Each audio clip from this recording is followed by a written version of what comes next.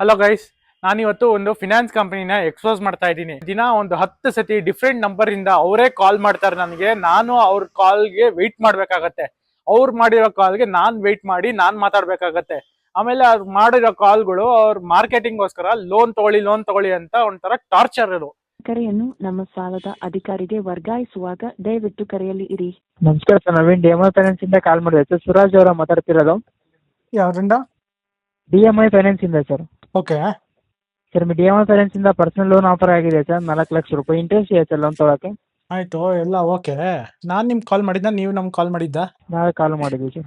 ಅಲ್ಲ ರೀ, ನೀವು ಕಾಲ್ ಮಾಡಿದ್ರು, ನಾನು ಏನಕ್ಕೆ ರೀ ನಾನು ನಿಮ್ಗೆ ಕಾಲ್ ಮಾಡ್ದಂಗೆ ಒಬ್ಬ ಕಸ್ಟಮರ್ ಆಗಿ ನಾನು ಯಾಕ್ರಿ ವೆಯ್ಟ್ ಮಾಡಬೇಕು?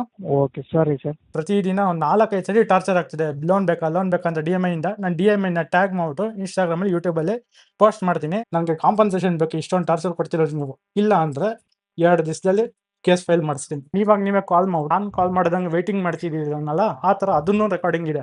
ಈ ವಿಡಿಯೋ ನೋಡಿ ಈ ಆಡಿಯೋ ಕೇಳಿಸ್ಕೊಂಡವ್ರಿಗೆ ಯಾರಿಗಾರು ನಿಮ್ಗೂ DMI ಫಿನಾನ್ಸ್ ಕಡೆಯಿಂದ ಇದೇ ರೀತಿ ಟಾರ್ಚರ್ ಆಗಿದ್ರೆ ಕಮೆಂಟ್ ಸೆಕ್ಷನ್ ಅಲ್ಲಿ DMI ಫಿನಾನ್ಸ್ ನ ಟ್ಯಾಗ್ ಮಾಡಿ. ಈ ಕಂಪ್ನಿ ಬಗ್ಗೆ ಆ ಕಂಪ್ನಿ ಹೆಡ್ ಯಾರಿರ್ತಾರೋ ಅವರು ಸೀರಿಯಸ್ ಆಗಿ ಆಕ್ಷನ್ ತಗೋಬೇಕು. ಇಲ್ಲ ಅಂದ್ರೆ ಗವರ್ಮೆಂಟ್ ಅವರು ಇದ್ರ ಬಗ್ಗೆ ಆಕ್ಷನ್ ತಗೊಂಡು ಒಂದು ಪನಿಷಬಲ್ ಲಾ ಕ್ರಿಯೇಟ್ ಮಾಡ್ಬೇಕು.